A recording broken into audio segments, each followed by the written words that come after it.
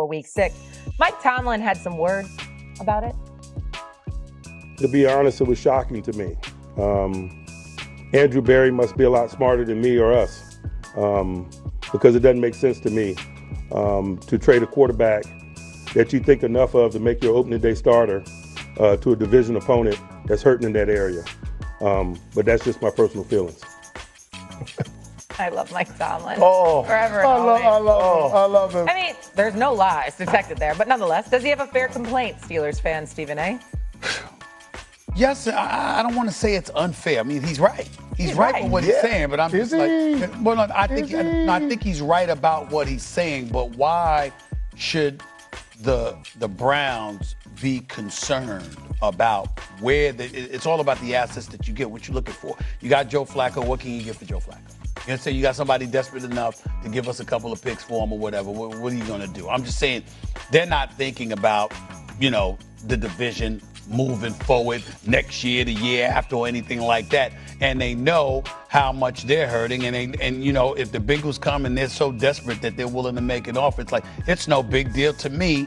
You're dealing as a team. You're not looking at the AFC North. You're not thinking about Pittsburgh or Baltimore, the fact that they're within your division. You're thinking about, listen, we got an asset that we want to get rid of. What can we get in return for his services? And it's just that simple. So for Mike Tomlin to comment about it, I mean, he has every right to do it. I don't think he's wrong with what he's saying, because I do think that's an aberration. That's an anomaly. I don't think that's normal. But the fact that it happened is not a big deal. Yeah, but nobody questioned what the Cleveland Browns were doing. We all praised it and said it made sense. Joe Flacco in 4 games led the league in turnovers. They were done with him. The Cleveland Browns are on a reconnaissance mission to figure out what they got in those young QBs and whether or not those guys can be a part of the solution at that position moving forward. Nobody questioned the logic behind Andrew Berry trading Joe Flacco.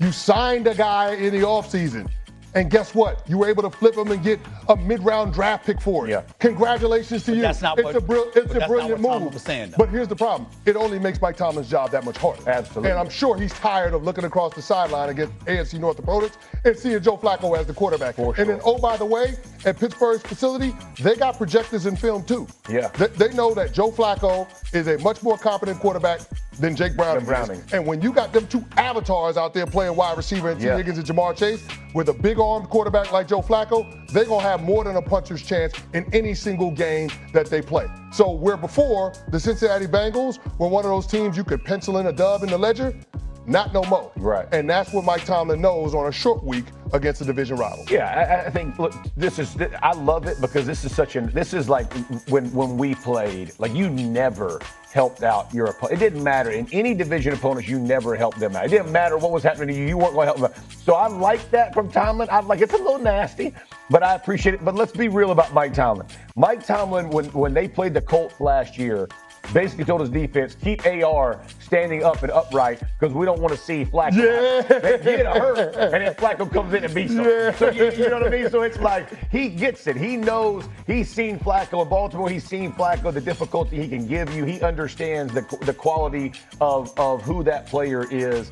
I think, you know, from his perspective, it makes his job much tougher than had they faced, you know, Browning before. But I just love it because he says so many great things. This is the first time he's personally offended. Like, you know, like, hey man, like this is a shot at Andrew. But to your point, if you're the Browns, you do business. They're nowhere near being in this mix of the AFC North. So why not? Why not get some kind of capital? 1,000%. But let's keep it a buck. Like, I understand playing Joe Flacco is a lot harder than playing Jake Browning. But if you're Mike Tomlin, you have no excuse not to take advantage of the misfortune of all of the teams in the AFC North. He knows Lamar that. Jackson hurt, Joe Burrow hurt, the Cleveland Browns rolling out rookie quarterbacks. You got out to a 4-1 start. Yeah, exactly. You have no excuse. No. Well, he doesn't have any excuse. Not to dominate this division. But it's not like, but I'm just saying the tone of your delivery right there. let's couch that a bit. He is doing it. He is taking advantage of it. You know, they're 4-1 because we didn't look at the Steelers and expect them to be 4-1 after 5 games. No. We certainly didn't expect them to be at top of the AFC North. But they are drop. Yep. So he's actually taking advantage. He's doing what you're saying. Stephen A. He's doing what you said. They were the same last year. I understand They started out 8-2. I agree with what that. happened? I agree with that. Exactly. They All right, collapsed. but we ain't there. They only won we ain't 2 there of their yet. final Right 7. now, he's taking advantage. Lamar Jackson's coming back in a couple of weeks. Lamar Jackson's coming back in a couple of weeks. Okay?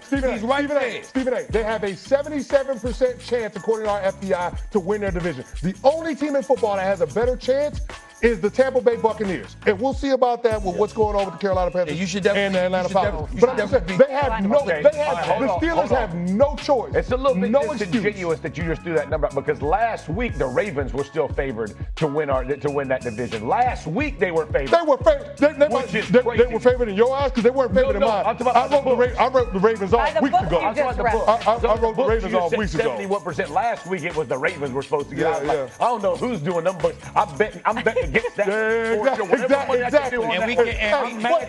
Listen, the books got it wrong last week. They got it right this week. Now, wait a minute. First of all, Lamar Jackson might be coming back, but if they decide to trade away half of their players at the trade deadline, the Ravens might look like a much different team. Even when Lamar Jackson was there. Their defense was atrocious as well. Okay, atrocious. Not the offense. So there's that. This division is terrible, the AFC North. Let's just call it what it is. What Mike Tomlin's saying isn't wrong, though. Who the heck says this? In the most crowded quarterback room in all of the National Football League said, Joe Flacco's going to be my starter, and then decides to trade him to a division opponent. He's not lying. He was right. He's not lying.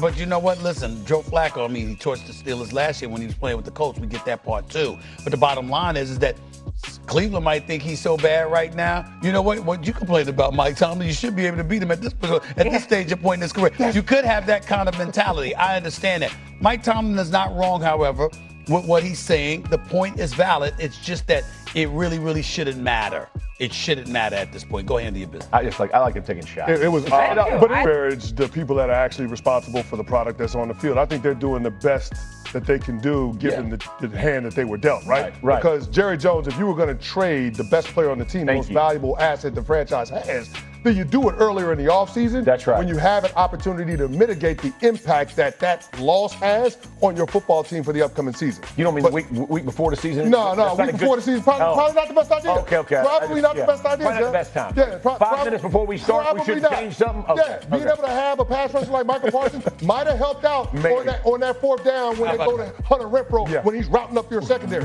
It might have helped out. Maybe. Just a little. It might help out with Rico Dowdle not hitting his head on the goalpost. Yeah. And having 240 yards. It might help out if opposing quarterbacks ain't sitting back taking pictures, calling their family before they throw a damn pass. They're getting over 400 yards a game. Over 400 yards a game. Yeah, this is not on Matt Eagles. That's work. This is not on Matt Eagles. No, it's you can have Vince Lombardi, Bill Parcells, and Bill Belichick all in the booth calling the plays for the defense. It ain't gonna help that defense. Right. They just don't have the pieces. Yeah, the dudes. They don't have the guys. The dudes matter. But for Jerry to sit up there and be like, and look how great our pass rush is. It's like, come on, man. What do you want us to say? You want us to sit up here and just be like, that's accurate. Yeah. Yep. That's it. But Shay, you know what time it is. You know what time it is. When folks get in the fourth quarter, they have a little less filter. They just say what they want to say. They want to believe what they gonna believe. And you're not gonna change Jerry Jones' mind that it was the right decision for him to move on from Michael Parsons, even though we all acknowledge that it was probably a terrible decision. Right. And if you're going to make that move, the timing of it could not have been worse. Right. And here's the thing.